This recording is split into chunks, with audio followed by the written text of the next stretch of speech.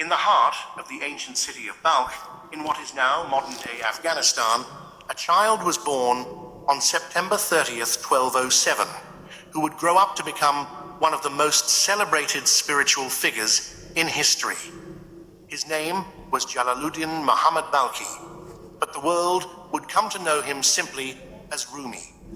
His life, a tapestry of love, loss, and divine inspiration, would leave an indelible mark on the world of poetry, spirituality, and philosophy.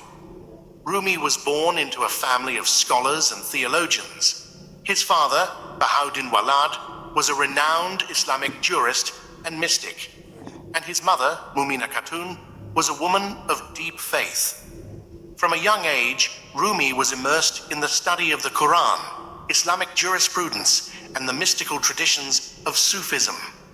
His family's intellectual and spiritual environment nurtured his inquisitive mind and set the stage for his future as a spiritual luminary. However, Rumi's early life was marked by upheaval. In the early 13th century, the Mongol Empire, led by Genghis Khan, began its relentless expansion, sweeping across Central Asia and leaving destruction in its wake. Fearing the Mongol invasion, Rumi's family left their ancestral home in Balkh and embarked on a journey westward. They traveled through Persia, visiting cities like Nishapur, where Rumi met the famous Persian poet Attar, who is said to have recognized the young boy's spiritual potential. Attar reportedly told Rumi's father, "Your son will one day ignite the hearts of seekers of truth." After years of wandering, the family eventually settled in Konya, a city in present-day Turkey, which was then part of the Seljuk Sultanate of Rum. It was here that Rumi would spend the majority of his life, and it was here that his spiritual journey would take a transformative turn. Rumi's life in Konya was that of a respected Islamic scholar and teacher. He followed in his father's footsteps, becoming a jurist and a preacher. However, his life took a dramatic turn in 1244 when he encountered a wandering dervish named Shamsuddin Tabrizi, commonly known as Shams Tabrizi. This meeting would change Rumi's life forever. Shams was a mysterious and enigmatic figure, a man who had renounced worldly attachments and dedicated his life to the pursuit of divine truth. When Rumi and Shams met, it was as if two kindred spirits had found each other. Shams challenged Rumi's intellectual understanding of religion and pushed him to seek a deeper, more personal connection with God. Their conversations were intense and transformative, often lasting for hours or even days. Under Shams's guidance, Rumi experienced a profound spiritual awakening. He began to see the world through the lens of divine love, and his poetry became a vessel for expressing this newfound understanding. Shams became Rumi's muse, his spiritual guide, and his closest companion. Their relationship was so intense that it sparked jealousy among Rumi's disciples and family members who felt neglected by Rumi's devotion to Shams. The disappearance of Shams and the birth of Rumi's poetry. In 1247, Shams mysteriously disappeared. Some say he was murdered by Rumi's jealous followers, while others believe he simply left Konya to continue his wandering.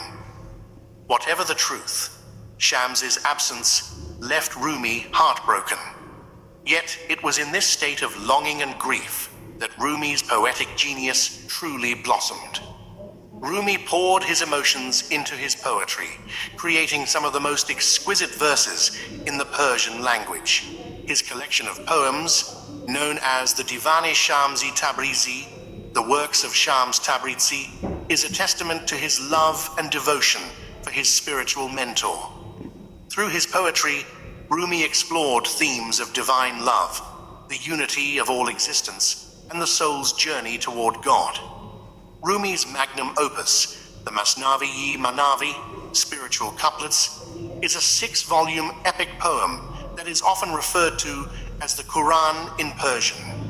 Written in rhyming couplets, The Masnavi is a rich tapestry of stories, parables, and teachings that delve into the depths of Sufi philosophy. It is a guide for those seeking spiritual enlightenment, offering insights into the nature of God, the soul, and the universe. The Masnavi is filled with allegorical tales that convey profound spiritual truths. One of the most famous stories is that of the elephant in the dark room, where several blind men touch different parts of the elephant and describe it based on their limited perceptions. This story illustrates the limitations of human understanding and the need for a broader, more inclusive perspective. Rumi's teachings transcend religious and cultural boundaries. He emphasized the importance of love as the ultimate path to God, declaring, "Love is the bridge between you and everything." His poetry speaks to the universal human experience, touching on theme of love, loss, and the search for meaning. Rumi's influence extends far beyond the realm of literature. His ideas have inspired artists, musicians, and philosophers across the centuries. His works have been translated into numerous languages, and his poetry continues to resonate with people around the world. In Turkey, Rumi is celebrated annually during the Şebi Arus, wedding night, a festival marking the anniversary of his death, which he referred to as his wedding with the divine. Rumi spent the final years of his life in Konya, surrounded by his disciples and family.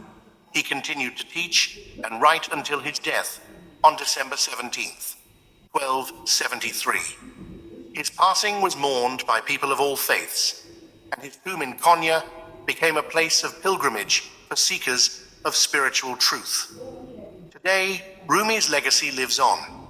His words continue to inspire millions, reminding us of the power of love, the importance of inner reflection, and the unity of all creation. As Rumi himself once wrote, "You are not a drop in the ocean. You are the entire ocean in a drop." Through his life and work, Rumi invites us to look within ourselves and discover the divine light that resides in every soul.